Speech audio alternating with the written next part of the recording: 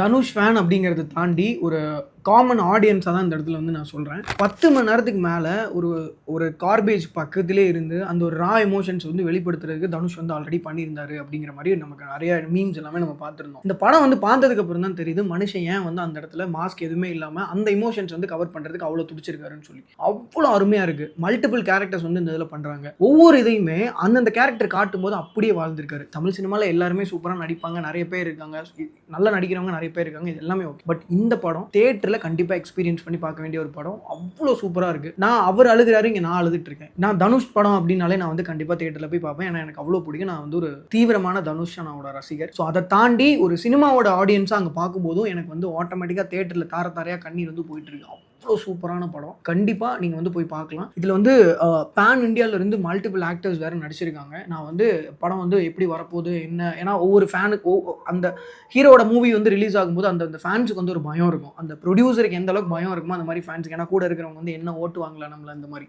But இந்த படம் நான் அடித்து சொல்கிறேன், தியேட்டரில் போய் பாருங்கள். உங்களுக்கு பிடிச்சிருக்கு பிடிக்கல, பட் ஒரு சினிமாவோட ஆடியன்ஸாக நீங்கள் வந்து காமனாக இருந்து பார்க்குறீங்க அப்படின்னு இந்த படம் அவ்வளோ சூப்பராக இருக்கும். கண்டிப்பாக பார்த்துட்டு கமெண்ட்டில் சொல்லுங்கள் உங்களுக்கு பிடிச்சிருக்கா இல்லையா அப்படிங்கிறது. என்ன ஒரே ஒரு பயம்னா அந்த காசு கொடுத்து பேட் ரிவ்யூஸ்லாம் பண்ணிடுவாங்களோ அப்படின்ற ஒரே ஒரு சின்ன பயம் தான். பட் நிஜமாக சொல்கிறேன், படம் அவ்வளோ சூப்பராக இருக்குது. பல டேரக்டரை காலி பண்ணியிருக்கோம் ஆல்ரெடி.